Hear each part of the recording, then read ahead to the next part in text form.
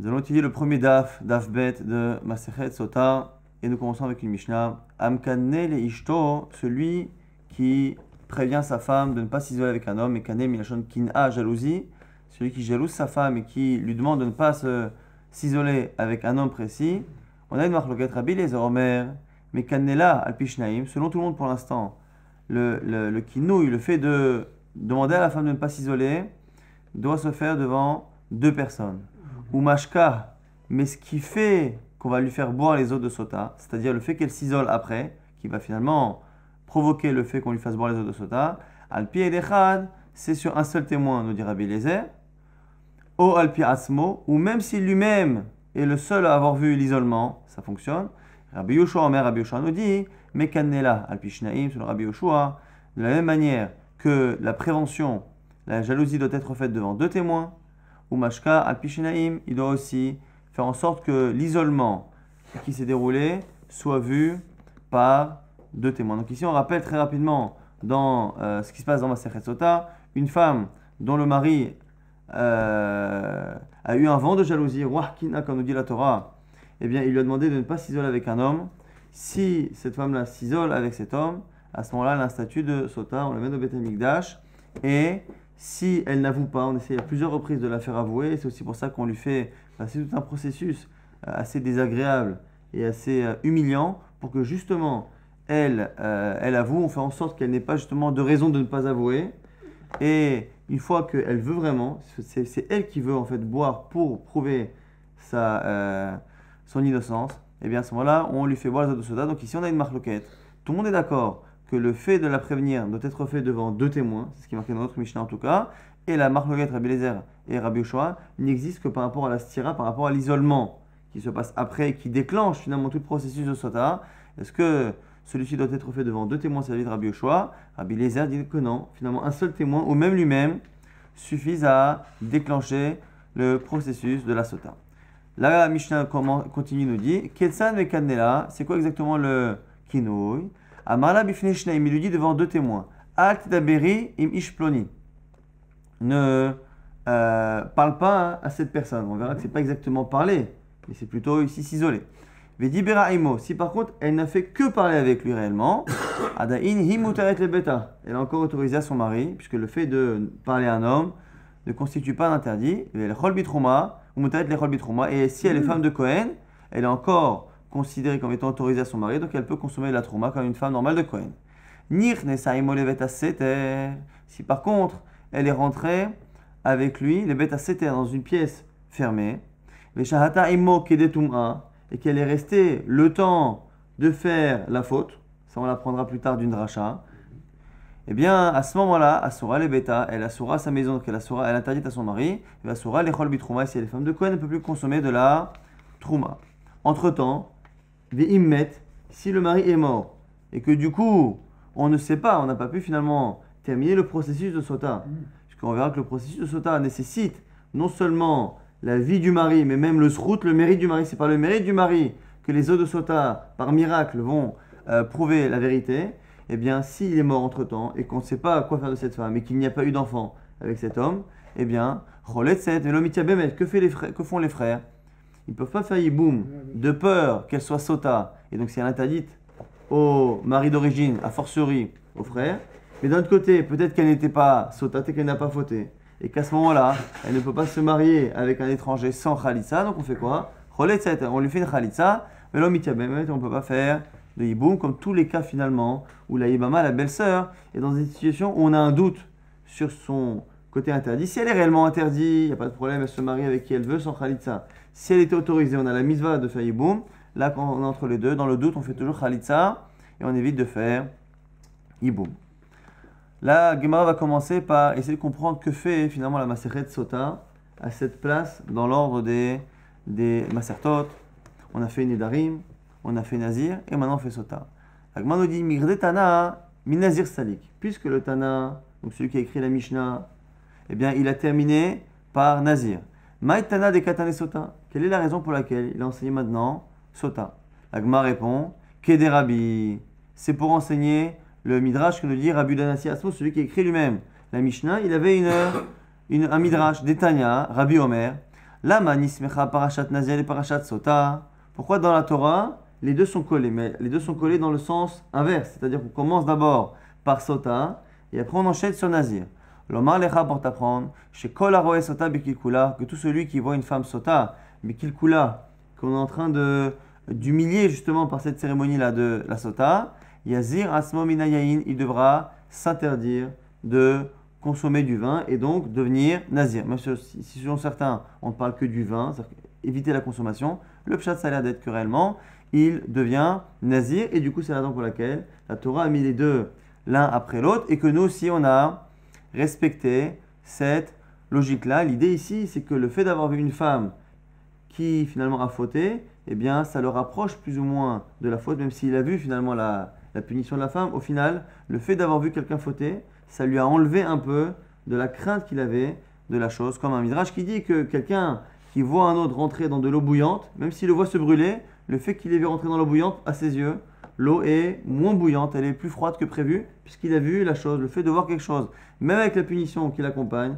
finalement, ça peut faire en sorte que la personne se rende moins compte de la gravité de la chose, et du coup peut elle-même fauter, et du coup c'est pour ça que la Torah nous dit qu'il s'abstiendra de boire du vin, parce que c'est le vin qui peut emmener la légèreté, qui peut emmener malheureusement les fautes comme celle de la sota. Alors, du coup la Gemara demande logiquement, puisque tu fais ça en fonction de la Torah, il fallait respecter la chose jusqu'au bout, puisque la Torah a dit d'abord sota, et comme il a vu sota, eh bien il devrait être nazir, donc elle a parlé de nazir. Nous aussi on aurait dû enseigner d'abord Masechet sota, et commencer aujourd'hui Masechet nazir.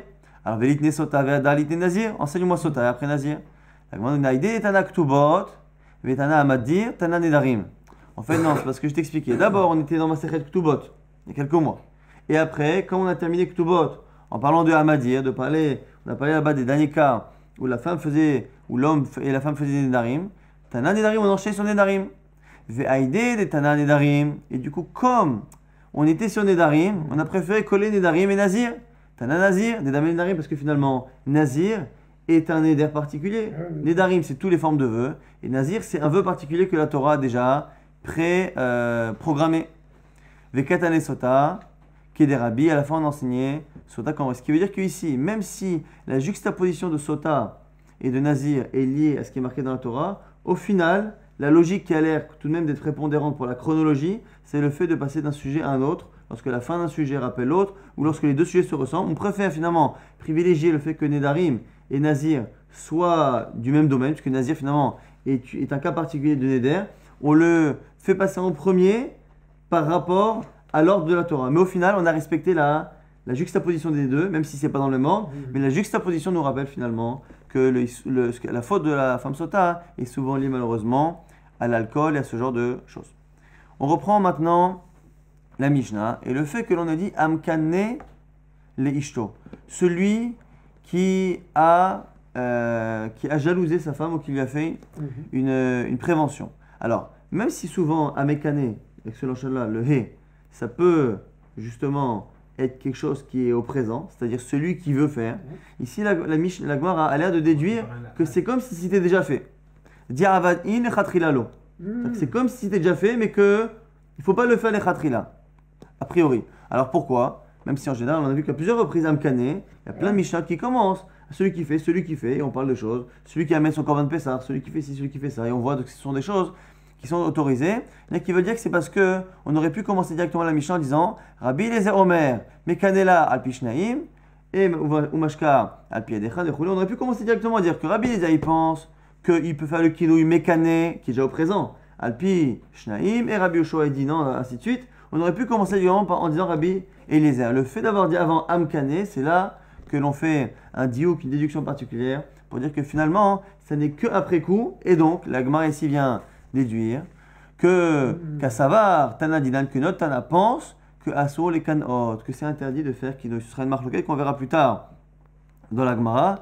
Est-ce que lorsque la Torah a dit que si un homme est jaloux de sa femme et qu'il lui fait une prévention, ainsi de suite, est-ce que le fait, parce que c'est marqué là-bas, Ver Avar Alav, Roarkina, et un vent de jalousie est passé en lui. On parle à chaque fois au passé comme si on était en train, nous maintenant, de statuer sur une situation qui est arrivée, mais qu'on aurait souhaité qu'elle n'arrive pas. Alors c'est sûr que le fait que la femme se comporte mal, on ne le souhaite pas. Mais est-ce que le fait même que le mari la jalouse est une chose que l'on ne souhaite pas et que l'on constate, ou est-ce que non, lorsqu'un mari a une femme qui se comporte mal, il doit le faire. C'est une marloquette. Et du coup, la Gemara ici veut déduire des premiers mots de la Mishnah que chez nous on pense comme ceux qui disent que c'est pas bien. Si le mari demande conseil à son Rav lui dirait, selon la Mishnah, ne jalouse pas ta femme. Règle le problème autrement, mais ne la jalouse pas. On évite de créer cette situation-là de sota. Alors maintenant, on commence la vraie étude de la Masechet par des livrets Agada. Amar Rav Shmuel bar Rav Yitzhak. Rav Shmuel, le fils de Rav Yitzhak, disait qu'il y avait patah Resh Lakish besota. Lorsque Resh Lakish commençait à étudier tout ce qui était sota, Amar Achi, il disait comme ça: En mesavegim lo le adamisha. Et là, les filles ma'asav. On ne donne une femme à un homme, mina shemaim, c'est-à-dire qu'Akadosh Baruch Hu ne choisit comme femme pour un homme que en fonction de ses actes et donc de ses mérites. Chez Neymar, c'est marqué, Kilo yanuach shevet aresha al goral tzadikim.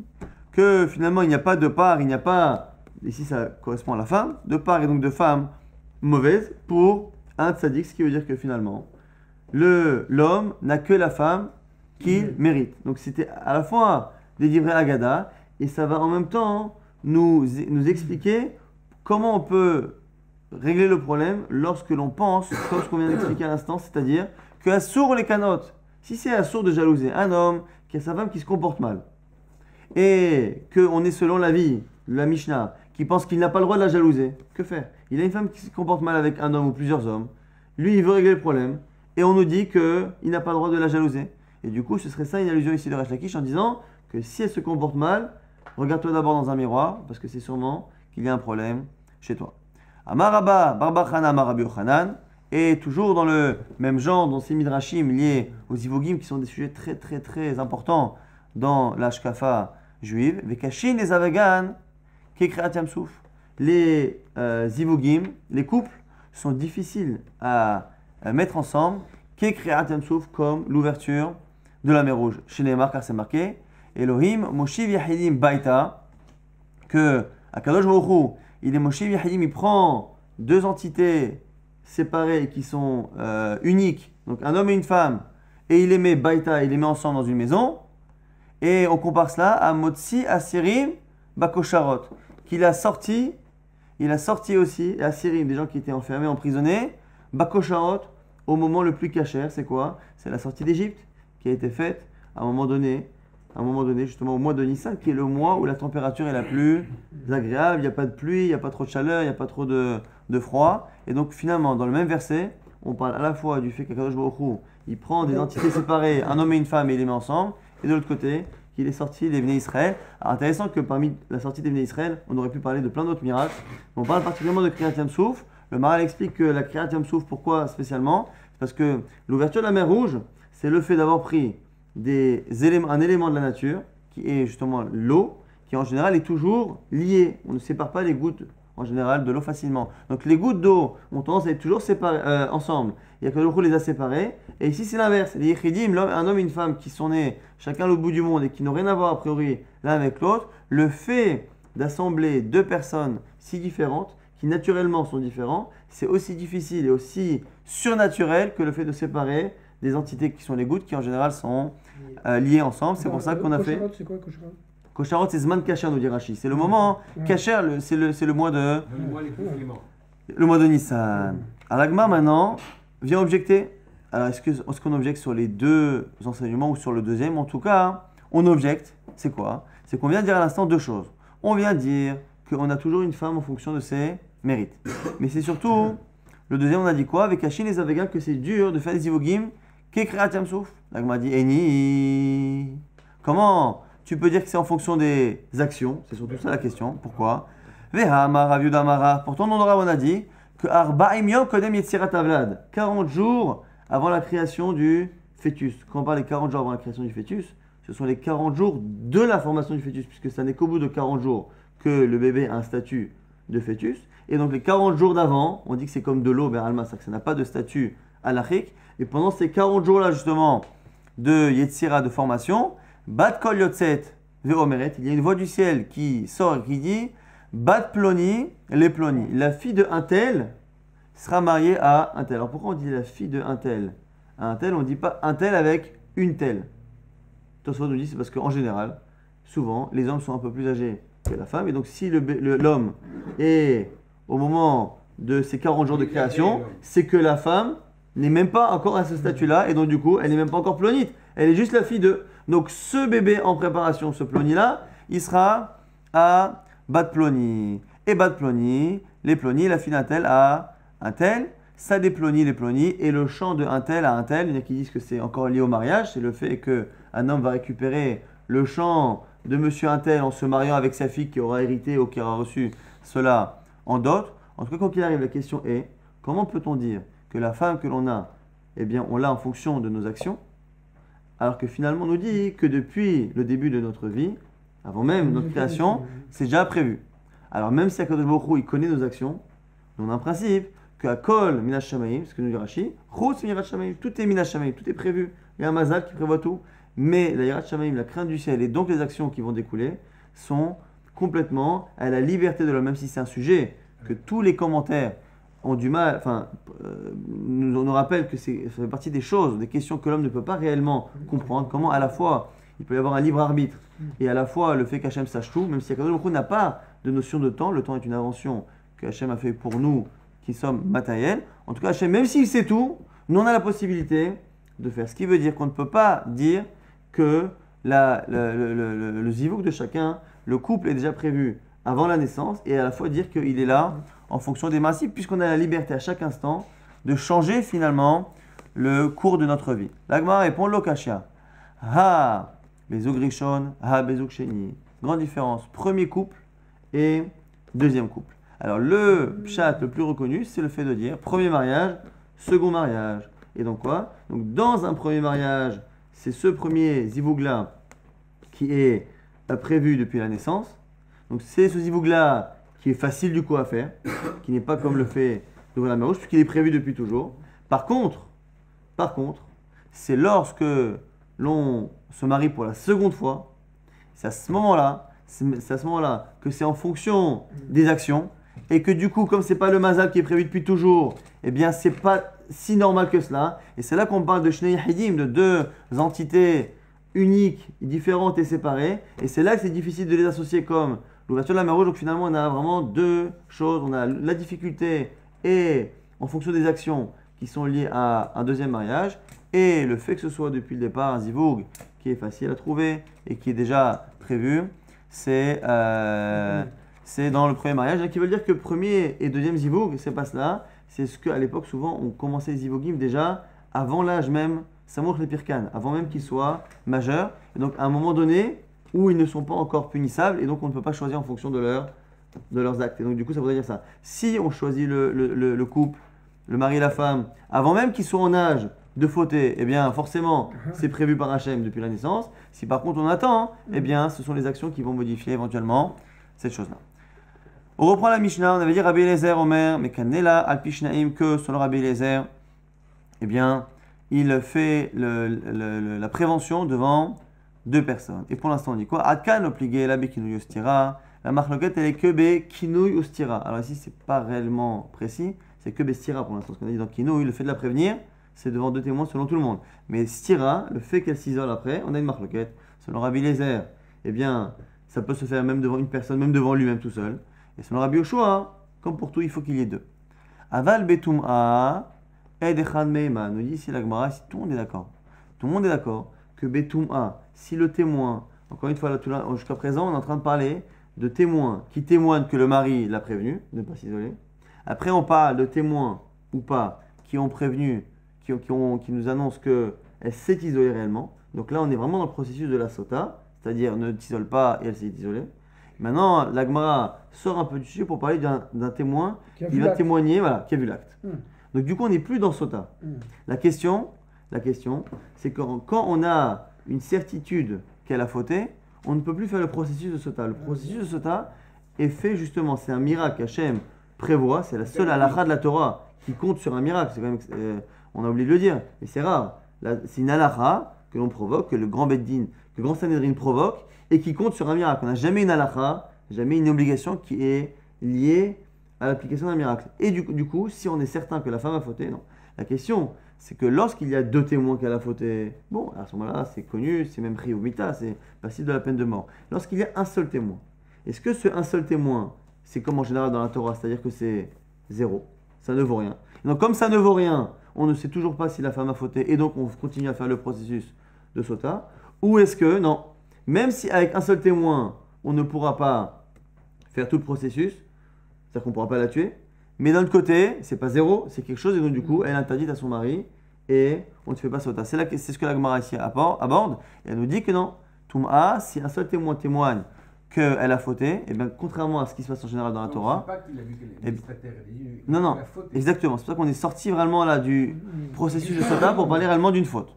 Alors du coup, la Gemara ici rapporte une preuve. Nanami, c'est le Mishnah qui dit Edechad Omer, ani reiti shinitmet. Moi j'ai vu qu'elle s'est impurifiée donc elle a fauté.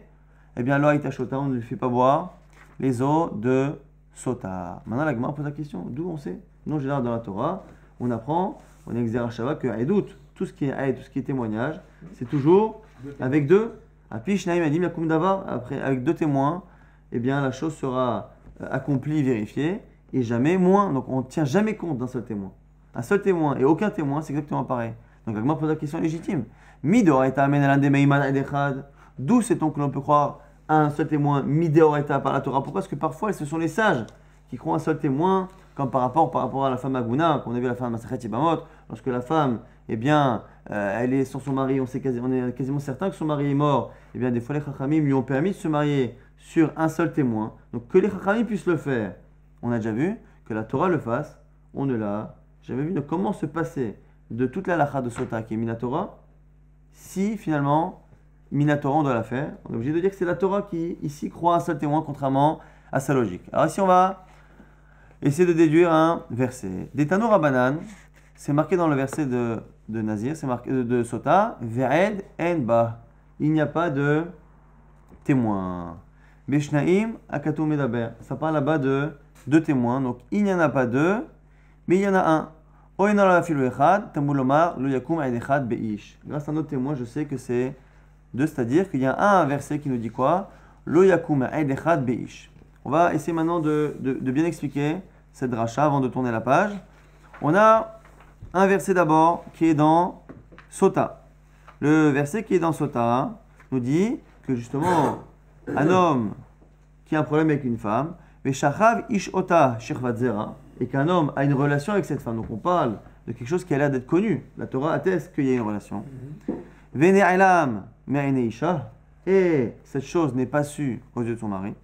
Venistera, et elle s'est isolée. Vehinitma'a, et elle s'est impurifiée. Ve'ed enba, et il n'y a pas de témoin. Vehilonit pasa, et elle n'a pas été forcée. Donc ici, le pasouk a l'air de nous donner toutes les conditions pour que la femme soit interdite. Quand est-ce que la femme est interdite? Lorsqu'elle a une relation avec un homme, et qu'elle s'est isolée, qu'elle a la relation, et qu'il n'y a pas de témoin, et que l'onit pasa, que ça n'a pas été forcé. Maintenant, vers Edenba, donc on parle du cas où elle est interdite. Et on a dit qu'il n'y a pas de témoin. Il n'y a pas de témoin. Et on voit par ailleurs que c'est quoi témoin Ed? C'est marqué dans un autre verset dans Dvarim. Lo yakum Ed echad beish. Il n'y aura pas un témoin unique, un témoignage unique sur un homme. De là, on voit que lorsqu'il y a un seul témoin, on l'appelle comment? Ed echad. Non, Ed echad. De là, on voit que quand on dit Ed tout court, c'est deux. Même si Ed ça veut dire témoin.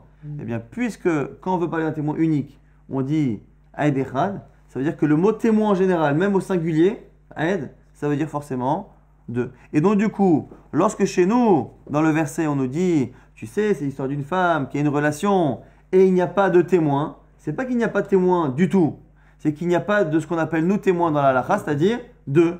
Et d'ailleurs, du coup, c'est comme ça que la Torah, elle sait, parce que nous, on parle d'un cas, on est au courant. Elle s'est isolée avec un homme, elle a une relation et son mari ne sait pas. Mais alors si son mari ne sait pas, de nous on le sait.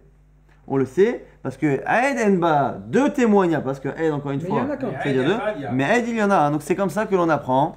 C'est comme ça que l'on apprend que finalement, contrairement à toute la logique de la Torah habituelle, eh bien ici, un seul témoin a une incidence, c'est que la femme est interdite et qu'on ne fait pas le processus de Sota. Mi mashma shenema lo yakum Aed beish vechule.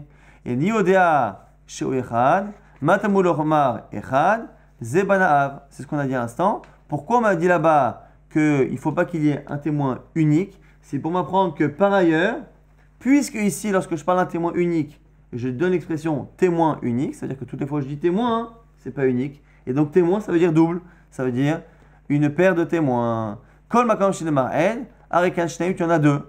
Hachifrot lecha katuv echad. Jusqu'à ce que la Torah te précise, témoin unique. Donc témoin unique, c'est un, témoin tout court, c'est deux. Et donc dans le passouk qui nous parle des conditions qui font que la femme est interdite, comment je sais que la femme, elle a fauté? C'est parce que Edenba, le témoin double, je n'ai pas, mais unique, j'en ai.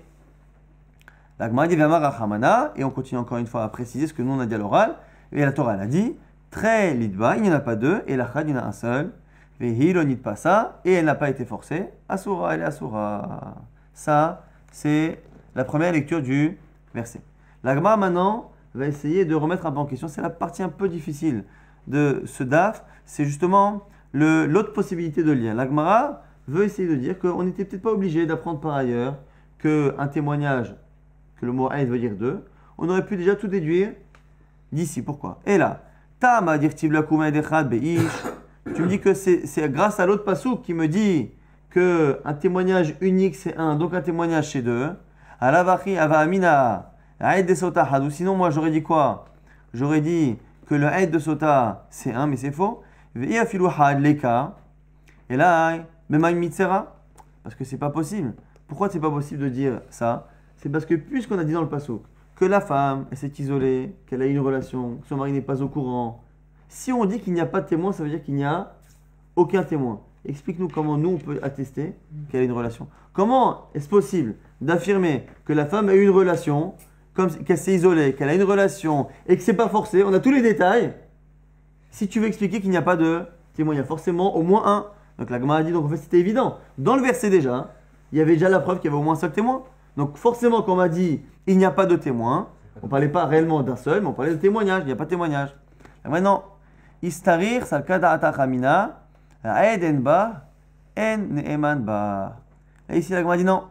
Tu aurais pu comprendre le passouk différemment et dire que finalement, la partie de ed en ba, il faut la lire différemment. On n'est pas en train réellement de parler de ce qui fait en sorte qu'elle est interdite, mais au contraire, de montrer ce qui fait en sorte qu'elle n'est pas interdite. Donc ce serait un peu une aparté dans le passouk. C'est-à-dire qu'au début, le passouk parlerait de ce qui est interdit. Donc la femme, elle a une relation, et à un moment donné, on nous dit Ve'ed en ba. Et comment faudrait dire ça? Ve'ed, lorsqu'il y a un seul témoin, en ba, c'est comme s'il n'y avait pas de témoin. Ve'en neman, il n'est pas cru. Et donc, comme il n'est pas cru, elle est autorisée. Donc ici, il faudrait expliquer que le verset vers la fin, eh bien, sortirait du sujet. Dans tous les cas, c'est pas si faux de dire ça, puisque le passouk est très redondant. On dit Veshacha Vishota Sherfat Zera, il a une relation avec elle. Après, on reprend Venistera Venitmea, et il s'est isolé, et elle a une relation. Donc, on a l'impression de répéter et de revenir en arrière sur ce maasé. En tout cas, autre possibilité nous dit ici la Gemara, on aurait pu dire que Edenba, c'est pour nous dire que lorsqu'il y a un seul témoin, c'est comme s'il n'y avait rien, et donc du coup, il n'est pas cru, et donc du coup, on aurait une déduction qui est à l'envers de ce qu'on a dit. C'est pour ça qu'on a eu besoin de dire du coup, on a eu besoin de dire par ailleurs que non.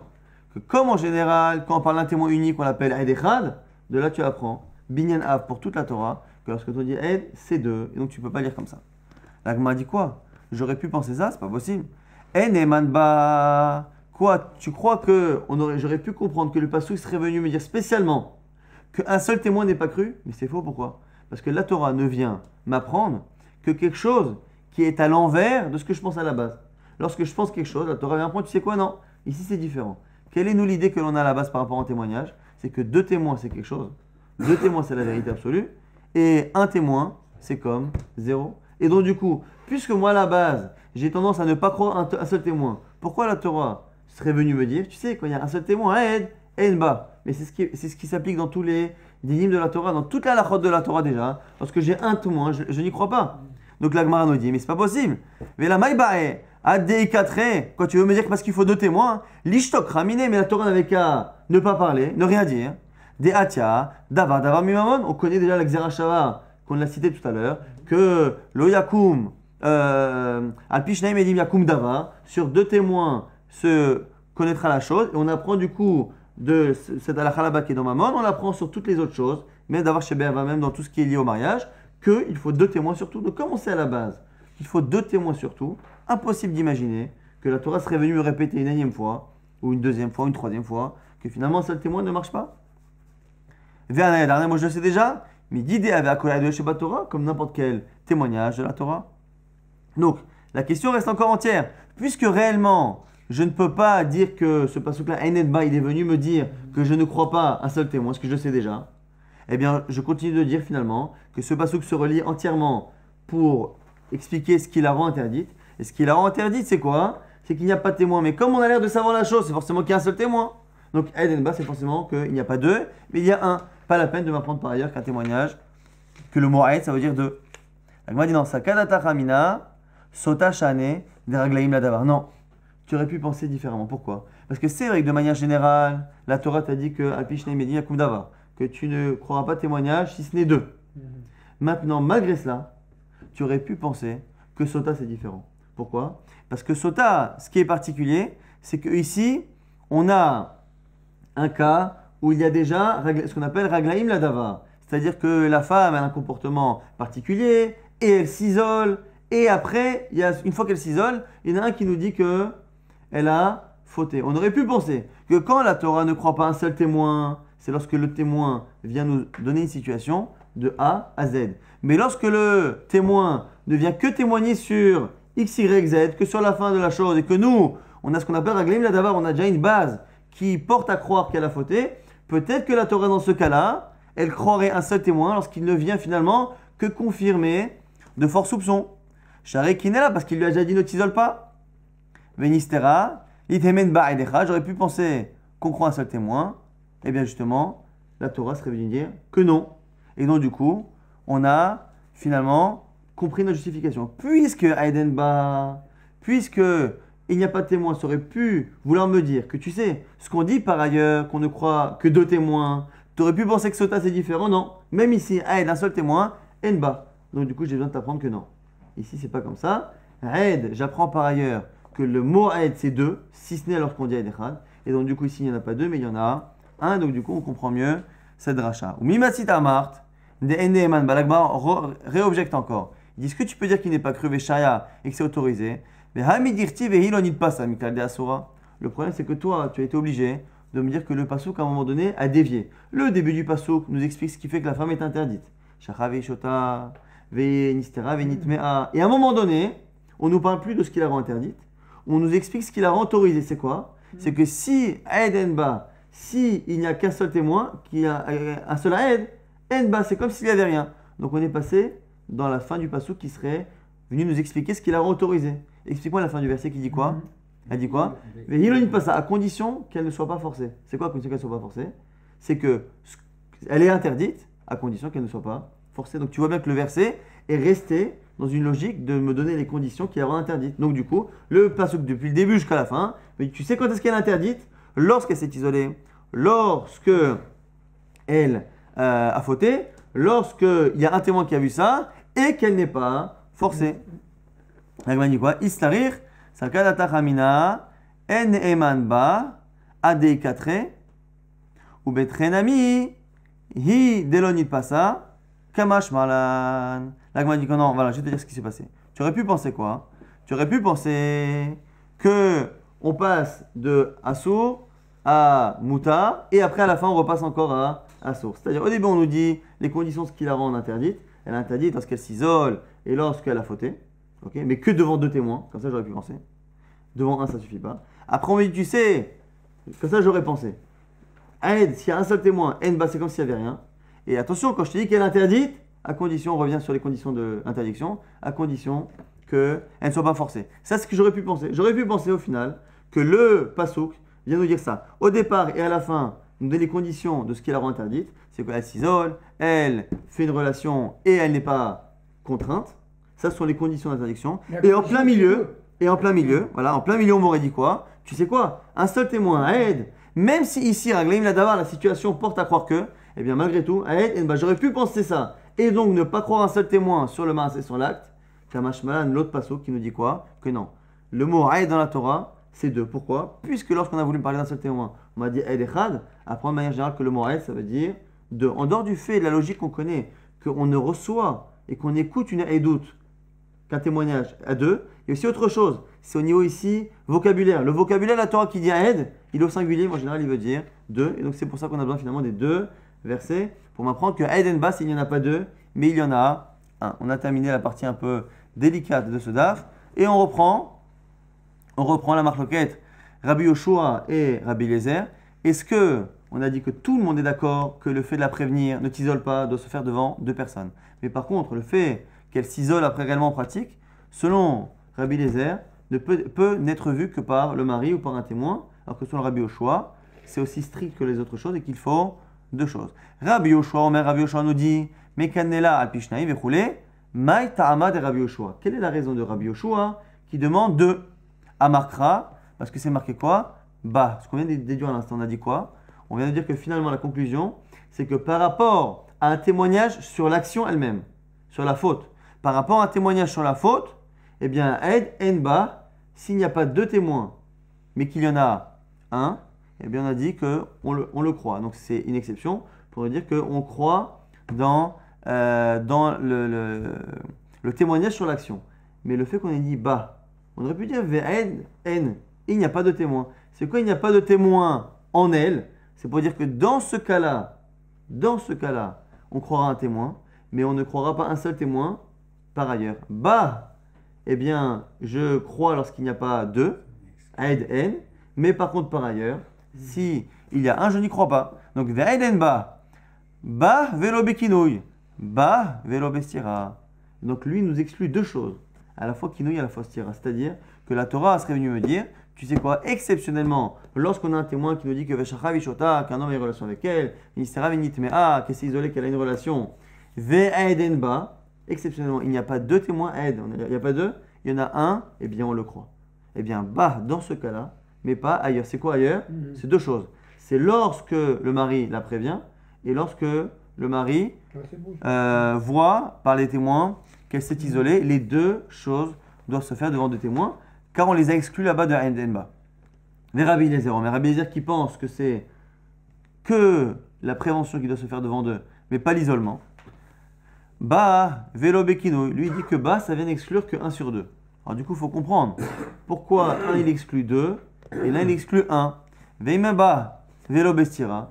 Alors on dit, mais pourquoi tu ne viens pas exclure la stira? Alors du coup, l'Agma nous dit quoi? Stira itkash letum a.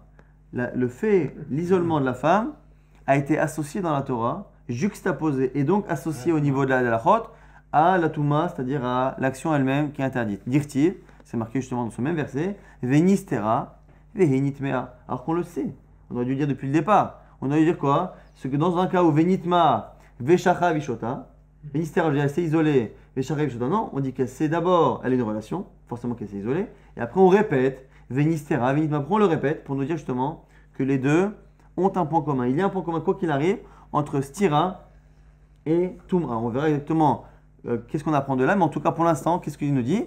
Que stira et tum'a, le fait qu'elle s'isole et le fait qu'elle s'impurifie sont reliés dans la Torah. Tout le monde est d'accord qu'ils sont reliés.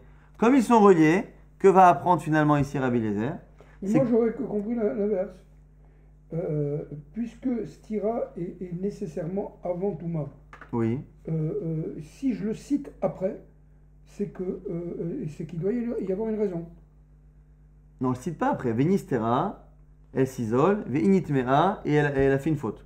Mais on le répète parce qu'on a déjà dit au début du verset que Veshacha Vishota. Oui, au début du verset, on a dit on l'a dit Venistera au début. Non, mais on a dit. Justement. Alors on aurait dû le dire. Voilà, oui. on aurait dû le dire avant. Comme on ne l'a pas dit, alors qu'on aurait dû le dire. Oui, mais la Torah ne l'a pas corrigé. Non, mais d'accord. Donc du coup, depuis le départ, on aurait dû dire en une fois. Après, tu te demandes pourquoi tu le dis après. Alors, justement, Oui. ici, il y a quelque chose à apprendre. Voilà. De la répétition de la fin du pasouk, il y a quelque chose à apprendre. C'est quoi la chose à apprendre? C'est le lien entre les deux. Ouais. C'est le lien entre les deux. Venistera, venitmea, il y a un lien entre les deux. C'est quoi ce lien, nous dit ici Rabbi Eliezer? C'est qu'on vient d'apprendre à l'instant que par rapport à la Toum'a, par rapport à l'action elle-même, eh bien, un seul témoin est cru. Eh bien, là aussi, exceptionnellement, eh bien, pour l'isolement, un seul témoin sera cru. Donc, finalement, ici, on vient d'apprendre. C'est pour ça que la Gemara a fait une diversion par rapport justement à cette histoire de Touma. On a appris du verset que Ve'ed Enba qu'il n'y a pas deux témoins, mais il y a un, que exceptionnellement par rapport à l'action interdite elle-même, eh bien un seul témoin est cru. Comme l'action interdite et l'isolement sont deux concepts qui sont juxtaposés dans la Torah, tout le monde est d'accord qu'il y a un pont halachique entre les deux. Maintenant, c'est quoi ce pont halachique? Nous dit c'est Rabbi Eliezer, c'est pour m'apprendre au passage. On apprend au passage que de la même manière que pour l'action, un seul témoin est cru, eh bien par rapport à l'isolement, il est cru.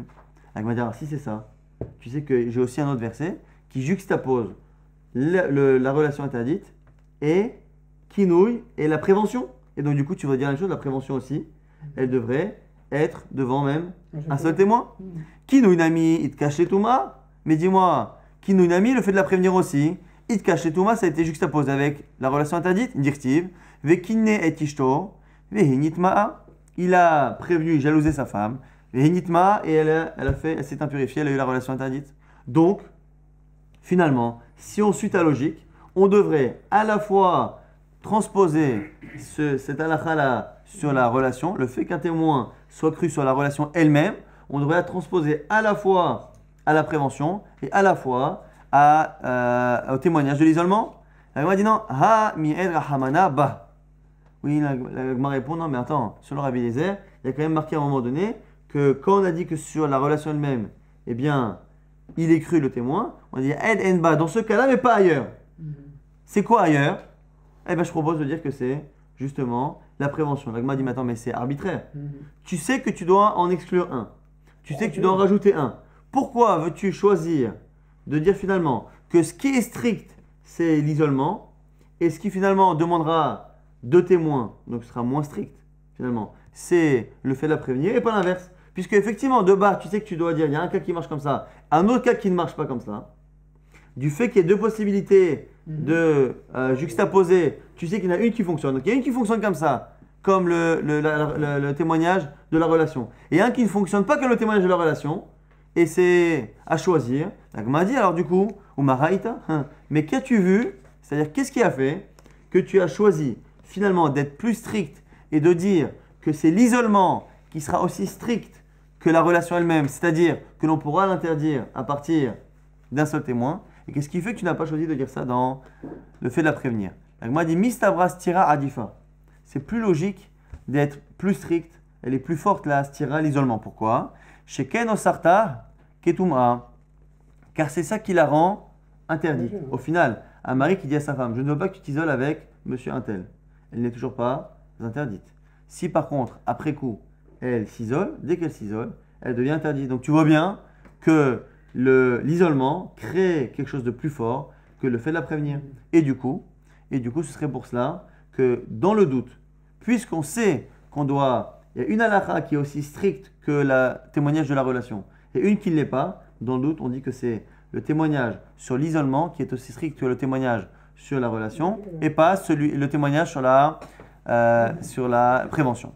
Elle m'a dit Adraba, mais au contraire, Kinouya Adif, chez Aikar Garamla. Mais je peux te dire aussi autre chose, c'est quoi? C'est que si la femme s'isole et qu'elle n'a pas été prévenue, elle n'est pas interdite. Qu'est-ce qui a fait que l'isolement la rend interdite? C'est le fait qu'à la base, il l'est prévenu. Donc qu'est-ce qui est à la base, à la cause de tout cela? C'est la prévention. La Gemara répond oui, mais il avstira, Kinouy Miika. Il dit oui, mais d'un côté, s'il n'y a pas d'isolement, la prévention n'a servi à rien. La Gemara dit l'inverse est vrai aussi. Et quoi? Tu peux finalement avoir ni l'un sans l'autre. C'est vrai qu'une prévention ne vaut rien sans isolement derrière, ça ne crée aucune halakha. Et c'est vrai qu'un isolement tout court ne crée aussi aucune halakha sans prévention. Donc du coup, la Gemara est en train de tourner en rond et finalement de dire qu'il n'y a pas de raison que l'une soit plus forte que l'autre. Et là quoi? C'est quoi la réponse de la Gemara? Afilou, achi astira adifa, de atrata de tumaï. Non, il y a une différence. C'est quoi? C'est que finalement l'isolement est le début de la faute. Pourquoi? Parce que déjà, le fait de s'isoler, un homme et une femme, est déjà interdit par la Torah. Et qu'en plus, c'est l'isolement qui est à la limite presque le plus coupable, puisque finalement après, une fois que la personne se met en situation où le Yetzer Hara est trop fort, eh bien le Yetzer Hara, on sait qu'il est fait de feu et que nous on est Bassar Vadam, donc on ne peut pas faire grand chose. La gravité de la chose est surtout de prévoir la situation qui va faire que le Yitzhara ne me laissera pas le choix. Mais à la limite, une fois que la personne s'est isolée, c'est presque pas à ce moment-là, on ne demande pas à tout le monde d'être Yosef Hatzadik. Si Yosef Hatzadik, c'est Yosef Hatzadik, c'est parce que c'est très difficile de résister. L'interdit étant de s'isoler, ce qui veut dire ici, nous dit la Gemara, que pourquoi finalement c'est plus logique de dire que effectivement on sait que le fait qu'un témoin témoigne sur la relation elle-même, c'est tellement strict qu'on le croit même s'il est seul. On sait qu'entre la prévention et l'isolement, il y en a un des deux qui sera comme lui, c'est-à-dire aussi strict, et un autre qui ne le sera pas. Un qui est aussi strict parce qu'il y a des juxtapositions dans la Torah, et pas un qui ne fonctionnera pas comme ça parce que c'est marqué Edma. Lui c'est comme ça, mais pas l'autre. Et finalement, on nous dit quoi? Qu'il est beaucoup plus grave finalement de s'isoler que de prévenir. La prévention est une chose, mais le fait de s'isoler, c'est le début de la faute. C'est pour ça que c'est plus logique au final de dire que c'est cela qui aura le même statut. Donc finalement, selon Rabbi Eliezer, on a compris pourquoi on associait l'isolement et la relation. Les deux sont faisables avec un seul témoin. Maintenant, la Gemara reprend. Nous, on avait vu encore une fois que la marque Rabbi Yoshua et Rabbi Eliezer n'existait que sur la stira, que sur le fait de s'isoler. Mais sur le fait de prévenir, tout le monde est d'accord que c'est deux témoins. Maintenant, la Gemara va reprendre et nous dire qu'il y a un Tana qui pense que la marloquette, justement, elle est à l'envers. C'est-à-dire que dans le cas de l'isolement, tout le monde est d'accord qu'il faut deux. Mais c'est sur la prévention que la marloquette, Rabbi Yoshua et Rabbi Eliezer. Donc on a une marloquette sur la marloquette. La marloquette, Rabbi Yoshua et Rabbi Eliezer, est-ce qu'elle porte sur la stira ou sur le kinouï? Maintenant, il y a un autre Mishnah qui pense que la marloquette, elle est sur l'isolement. Elle ne va pas comme ce Tana. Qui dit quoi? Des Tanya. Rabbi Yosef ben Rabbi Yehuda, Rabbi Yosef le fils de Rabbi Yehuda, Omer, Mishum Rabbi Eliezer, au nom de Rabbi Eliezer, comme Kaneh le Ishto Mekaneh al pi Echad ou al pi Asmo, que c'est le kinouï lui-même, c'est l'isolement, c'est la prévention elle-même qui peut être faite devant une personne ou devant même lui-même, le mari lui-même, entre quatre murs peut dire à sa femme ne t'isole pas, même s'il n'y a aucune présence de témoin, ça fonctionne. Ou Mashkela al pi Shnaim, mais par contre, l'isolement qui va provoquer justement le fait de la faire boire. Donc le fait de la faire boire par l'isolement ne se fera que devant deux témoins. Et à ce moment-là, on aurait répondu Chachamim, et chez vous Chachamim, il aurait répondu les vrais Rabbi Yossi bar Rabbi Yehuda. Et Nadavar Sof, mais si c'est ça, les choses sont sans fin. Pourquoi? Parce qu'on a peur que dans un moment de colère, le mari dise à sa femme, écoute, t'es interdite, et du coup, je veux pas que tu t'isoles avec un tel, donc il a fait une jalousie, et donc du coup, on se retrouve dans une situation problématique. On veut éviter ce genre de choses, donc c'est pour ça que Chachamim n'ont pas accepté cette vision-là de Rabbi Yossi ben Rabbi Yehuda. La Gemara va parler de cette partie-là à la fin, mais on reprend. Maïta Amad et Rabbi Yossi ben Rabbi Yehuda. Pourquoi, selon Rabbi Yossi ben Rabbi Yehuda, la marloquette est sur la prévention et non pas sur l'isolement? Amarkra, vous allez c'est la même Shakla Vitaya, à quelque chose près, c'est que c'est le même verset qui dit que Ve'edenba, c'est-à-dire que par rapport à la relation elle-même, un seul témoin est cru. Mais pas par rapport à autre chose. C'est quoi? Vélo bestira. Mais par contre, l'isolement, non. Donc du coup, c'est pour ça que tout le monde serait d'accord que la stira, l'isolement, serait devant deux. Ve'ema, vélo bekino. Mais qui te dit que c'est pas venu exclure la prévention? La Gemara nous répond Kinu itkash tetuma. Parce que la prévention est associée à l'acte. On avait dit que les deux, la prévention. Exactement. Exactement le même raisonnement. Mais on va avoir une réponse à une question qu'on va poser à nouveau. C'est que finalement, on a vu que les deux, à la fois kinouï, la prévention et à la fois l'isolement, sont associés par la Torah à la relation elle-même. Il a jalousé sa femme et elle s'est impurifiée. Stiranami itkash tetuma. Mais pareil pour l'isolement. Dirti venistera venitmea. La Gemara répond Haou le kamashi urstira.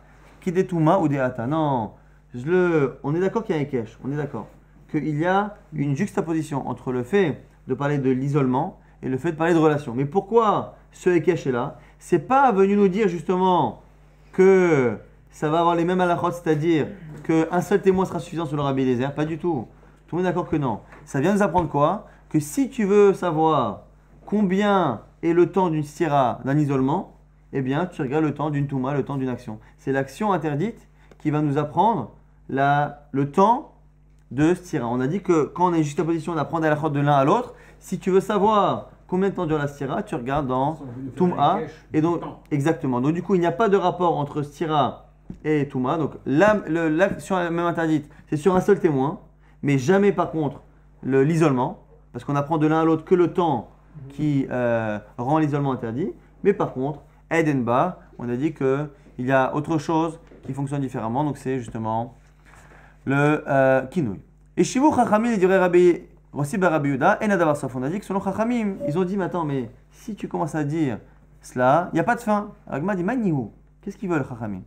Agma dit non. Des imnin de lokane, ve'ama kanaï. Pourquoi? Parce que si on peut jalouser sa femme, eh bien, devant personne, il n'a pas besoin de témoin, eh bien, il pourra très bien dire après, ah, vous savez, en fait, moi, ma femme, je lui avais fait une prévention, et donc, du coup, comme maintenant elle s'est isolée, imaginez une femme qui s'est isolée au travail 2 minutes avec quelqu'un, enfin, quelques minutes avec quelqu'un, elle s'est isolée, le mari a envie de faire des histoires, et il dit, maintenant, mais je l'avais dit, moi, la veille, de ne pas s'isoler avec un tel. Et comme, selon Rabbi Eliezer, compris selon Rabbi Sheba Rabbi Yehuda, il n'y a pas de témoin sur le kinouï, eh bien, le mari peut nous raconter ce qu'il veut, et on se retrouverait à avoir plein de cas, de sota, plein de cas où le Sanhedrin serait rempli de femmes qui, parce qu'elles se sont isolées et que leur mari nous a fait croire a posteriori qu'il les avait prévenues, on a un problème.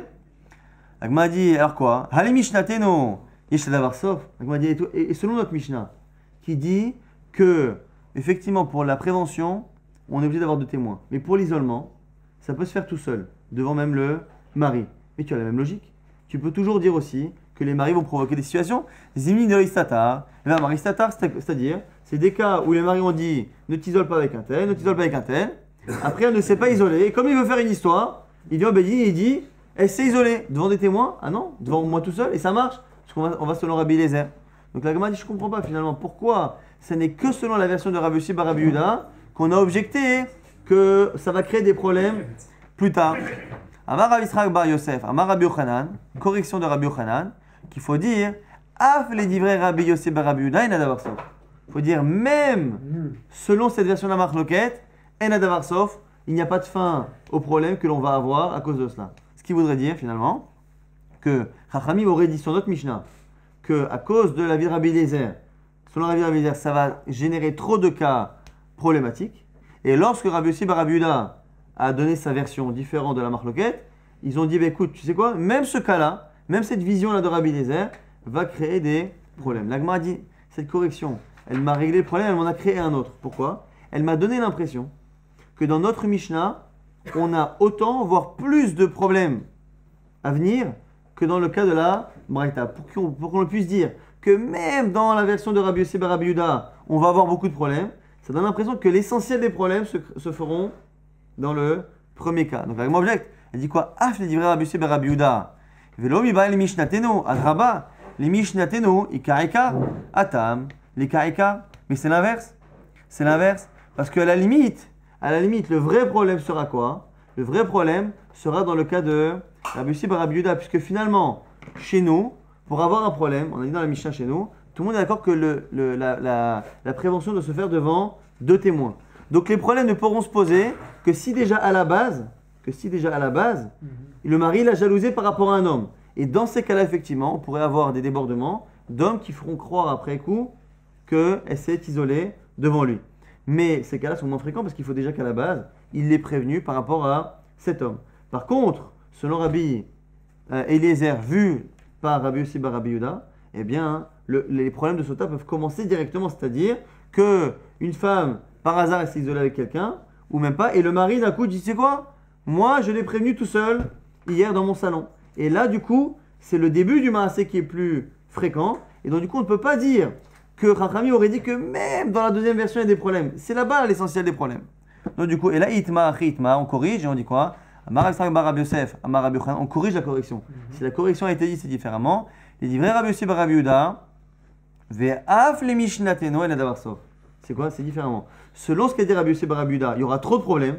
Et tu sais quoi? Même dans notre Mishnah, il y aura des problèmes. C'est-à-dire que la vie de Rabbi Eliezer, dans la vision de Rabbi Yossi bar Rabbi Yehuda, va créer trop de problèmes. Et même dans notre Mishnah, où ça ne créera des problèmes que si à la base il y a une prévention, ça créera tout de même trop de problèmes. Donc du coup, on n'est pas d'accord. Amar Rav Chaina Misura. Rav Chaina Misura nous dit du coup qu'à cause de cette version-là que l'on a de Rabbi Eliezer, selon Rabbi Yossi bar Rabbi Yehuda, qu'un homme peut prévenir sa femme dans son salon, eh bien, l'olema inish leiteta bismanazé, l'otistari ba'adeploni. Il ne faut surtout pas qu'un homme aujourd'hui, qui a plus de Beth Amikdash et plus d'eau de sota, plus jamais il faut qu'un homme dise à sa femme, tu sais, ne t'isole pas avec un tel. Pourquoi? Parce que si la halakha est comme Rabbi Eliezer, et que finalement, en disant ne t'isole pas avec un tel, eh bien il a créé la situation, dès qu'elle s'isole, on va se retrouver dans un problème de sota, et un problème de sota, c'est gravissime, puisqu'on n'a pas en plus les eaux de sota, donc elle serait interdite à vie. Dilma Kaimala qui Rabbi Yossi ben Rabbi Yehuda, de peur que l'on tienne comme Rabbi Yossi ben Rabbi Yehuda, dans sa vision de Rabbi Eliezer, des Amar Kinouï, Alpi Asmo, qu'il peut la prévenir tout seul, ou Mistatra, et qu'elle s'isole, ce qui peut arriver, devant deux témoins, ce qui peut arriver, Velika Aïdna, mais Sota Limibdeke, et on n'a pas ici d'eau de Sota de Betamikdash pour la vérifier, Veka Asala et lavé, il sera dehors là, et du coup elle est interdite à vie pour lui. Maintenant, on va reprendre une halakha de Resh Lakish qui va justement être vue selon les deux versions, encore une fois. Est-ce que Rabbi Eliezer, qui n'est pas d'accord avec Rabbi Yehoshua, Rabbi Eliezer qui pense que parfois on peut se suffire d'un seul témoin, est-ce qu'il a parlé sur l'isolement ou sur la prévention? C'est la marque qui est entre notre Mishnah et Rabbi Yossi ben Rabbi Yehuda. Maresh Lakish, Maleshon Kinouï. C'est quoi ce Lachon Kinouï de la Torah? D'avoir amatil Kin'a Benal et Ben Aharim. Ce qui crée une dispute, une séparation entre elle et les autres. Alors, ce qui est un peu bizarre ici dans la Gemara, c'est qu'on a l'air de chercher ce que c'est Kina. Mais Kina, on sait déjà qu'Akadosh Baruch Hu, il est Elkana, c'est un dieu qui est jaloux, il n'aime pas les autres. Ce qui veut dire qu'ici, on sait déjà ce que c'est la jalousie. Qu'est-ce que la Gemara cherche? En fait, c'est parce que c'est marqué déjà à la base que Ve'avar alav ruach kin'a, que du coup, il y a déjà un vent de jalousie. Mais puisqu'après on nous répète Ve'kine tishto, et il la jalouse, ça veut dire qu'ici, il y a autre chose. Il y a la jalousie entre lui et elle, par rapport aux autres hommes, et il y a en plus le fait de faire ça, eh bien, la sépare des autres personnes. C'est quoi? La Gemara déduit al makasavar, kinouy al pi atzmo. Ça veut dire ici que l'on pense que la prévention peut se faire tout seul. Pourquoi? Parce que comme il fait la prévention entre lui et elle, personne n'est au courant qu'il lui a demandé de ne pas s'isoler avec un ou plusieurs hommes. Et comme ils ne sont pas au courant et qu'elle va changer de comportement pour écouter son mari, elle va se séparer des gens, ça va créer justement une tension. Les gens ne sont pas au courant. Qu'est-ce qui se passe à celle-ci? Pourquoi elle s'écarte de nous? Et il va y avoir une mésentente avec elle. Le fait que Resh Lakish nous dise, que la Torah nous dise que Ruach Kin'a avec Kiné Tishto, ça crée une tension avec les personnes extérieures, c'est la preuve que la Torah parle d'un cas où les gens ne sont pas au courant de la jalousie du mari et donc que la jalousie peut se faire entre elle et lui. Et on termine vers Rav Yemar ben Rabbi Shlemia Mishme de Abaya Amar. Au nom de Abaya, on a dit quoi? Davar Amatil Kina Benole Bena. Lui explique différemment. C'est quoi ici avec Kiné et Tishto? C'est que ça fait de la dispute entre elle et lui. Donc si c'est entre elle et lui, c'est l'inverse de ce qu'on a dit, c'est-à-dire que les gens ne vont pas lui en vouloir. Si les gens ne lui en veulent pas, c'est parce qu'ils sont au courant. S'ils sont au courant, c'est que la jalousie s'est faite devant deux personnes. Et du coup, les seuls qui peuvent lui en vouloir, c'est pas les gens de l'extérieur, parce que les gens de l'extérieur comprennent qu'elle ne parle plus pour ne pas être sota. Mais par contre, le seul qui garde la rancœur, c'est lui parce qu'il a des doutes sur elle. Alma Kassavar de là, on penserait ici que Kinouy Alpishnaim Edim, on penserait comme la vie qui pense que la prévention doit être faite devant deux. Les coulées Alma Yada des Canela. Et tout le monde sait que son mari l'a prévenu, donc personne ne lui en veut. Le seul qui lui en veut, Ihu ou Deate les Merban, qui n'a bada, il n'y a que lui qui finalement garde la rancœur pour sa femme.